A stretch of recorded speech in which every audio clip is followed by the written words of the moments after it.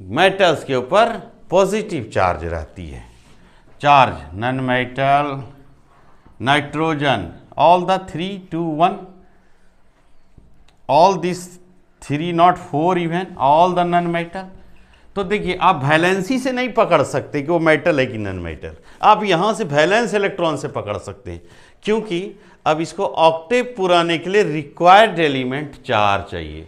सो 4 electron को gain करती है, इसको 5 चाहिए, 5 गेन करेगी, 6 चाहिए गेन करेगी, 7 चाहिए गेन करेगी, क्योंकि जितने एलिमेंट्स रिक्वायरमेंट हैं ऑक्टेव पुराने में, किसको? वैलेंस इलेक्ट्रॉनों को।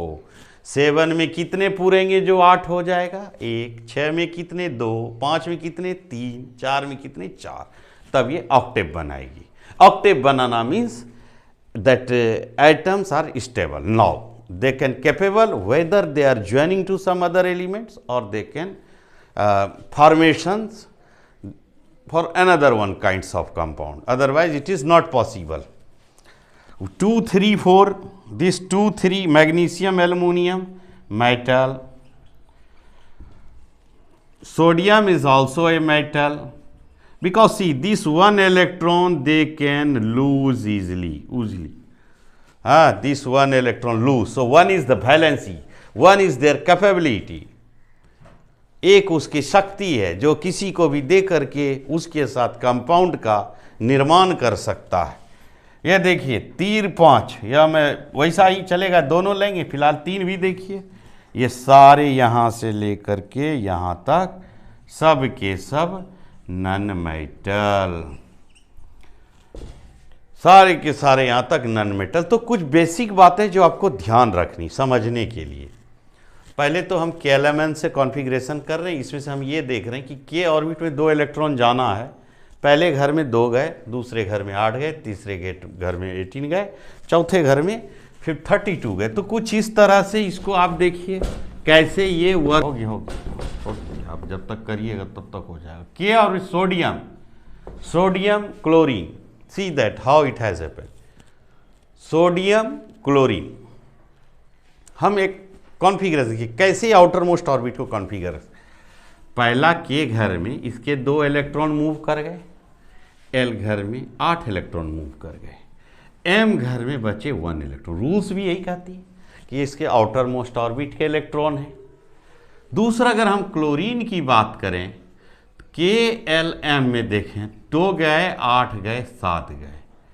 यही तो इसका एक कारण है कि इसके आउटर मोस्ट ऑर्बिट में इसके बैलेंस -1, इसके +1। तो क्या देखते हैं, ये एक इलेक्ट्रॉन इसको जंप कर देती, क्योंकि इसके कक्षा में ओनली 7 इलेक्ट्रॉन है। देखिए 1 2 3 4 5 6, एक इलेक्ट्रॉन, ये ऑक्टेव पुराने के लिए ये एक इलेक्ट्रॉन को गेन करती है।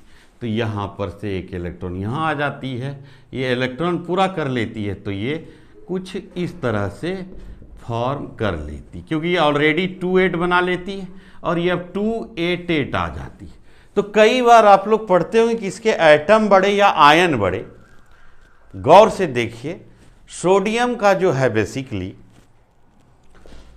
एटम अगर देखेंगे तो वो है एटॉमिक नंबर 11, बट आयन अगर आप देख रहे हैं तो आप पा रहे हैं कि ये ओनली 10 है, 10 ओनली बना रही। सो आप कह सकते हैं कि एटम्स जो है बिगर देन आयन है इसमें, और इसमें देख रहे हैं जस्ट इसका उल्टा है, क्योंकि वो 17 है इसके एटम और एटम से इसके आयन बड़े हैं, यानी नन मेटल्स के आयन जनरली बिगर होते हैं, बट चार्ज के बनिस्पत इसके बारे में और डिटेल समझ। अब जैसे हम चलते हैं एल्युमिनियम के क्लोराइड को बनाना है। एल्युमिनियम की वैलेंसी 13, कॉन्फ़िगरेशन 283, क्लोरीन 287। अभी रिक्वायरमेंट अमाउंट की रिक्वायरमेंट है, इसके 3 वैलेंसी, इसके 1 वैलेंसी। तो हम खाली अब वैलेंसी से भी चेक खाली कर सकते हैं, पूरे करने की आवश्यकता नहीं है। एल्युमिनियम 3, क्लोरीन के 1, क्रिस क्रैश करा दीजिए, AlCl3, बहुत आसानी से बन गया बिना कोई स्टैंडर्ड की। इस तरह से ये बनाया एल्युमिनियम। अब जैसे एल्युमिनियम के ऑक्साइड, एल्युमिनियम वैलेंसी जानना, वैलेंसी अभी अभी सीखे हैं आप हमारे वीडियो देख करके। Aluminium 3, oxygen 2, criss cross. थोड़ा सा आप प्रैक्टिस करेंगे तो आपको भी याद हो जाएगा। Al2O3। जैसे कि कुछ रेडिकल्स होते हैं जो डायरेक्टली इन्वॉल्व होते हैं, कुछ रेडिकल्स वगैरह हैं, those are the some radicals which is directly involve to formation compound. Suppose आप सुनते होंगे कि NO3 ये नाइट्रेट है और ये एक साथ रहती है, ठीक है। तो आप देखिए कि हाइड्रोजन नाइट्रेट तो आपको मालूम होना चाहिए कि HNO3 क्यों होगा और H2SO4 क्यों होगा। कॉमन सेंस है कि अगर SO4 के हमें पता चल जाए कि इसकी कितने वैलेंसी हैं तो हम हाइड्रोजन के साथ अटैच कर लें। चलते हैं सल्फर का कॉन्फ़िगरेशन देखिए 286।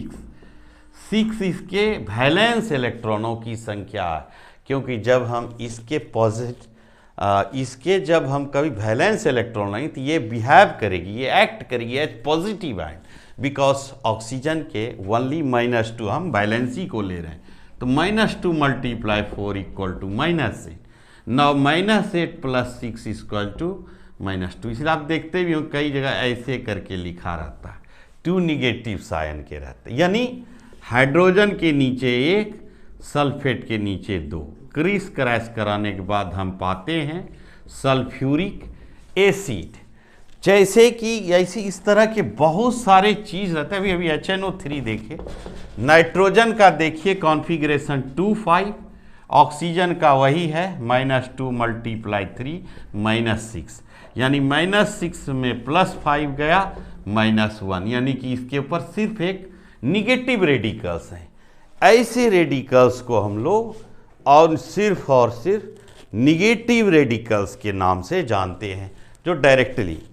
अब क्या है कि किस तरह का एलिमेंट लीड करता, किस तरह का एलिमेंट,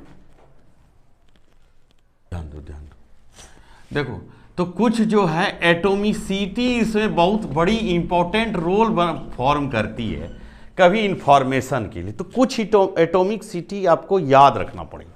जैसे कि अगर हम मेटल्स के एटोमिसिटी की बात करते हैं तो ये जनरली 1 ही होती है, लेकिन ऑक्सीजन हुआ, क्लोरीन हुआ, फ्लोरीन हुआ, ब्रोमीन हुआ, आयोडीन हुआ,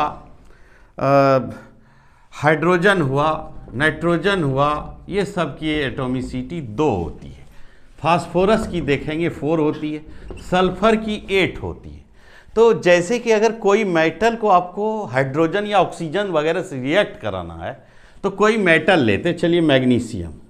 अब ऑक्सीजन से रिएक्ट कराना है तो मैग्नीशियम प्लस खाली ऑक्सीजन O नहीं ले सकते हैं, क्योंकि इसके एटॉमिक स्टेबिलिटी कंडीशन 2 है, O2 के साथ लिंकअप होगी।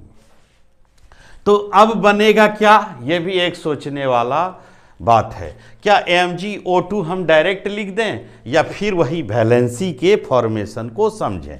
तो आप क्या करते हैं, मैग्नीशियम यहाँ लिखते हैं, ऑक्सीजन यहाँ।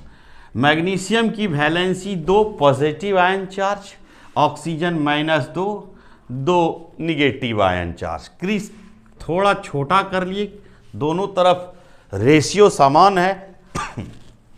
ये बन गई MgO ना कि MgO2।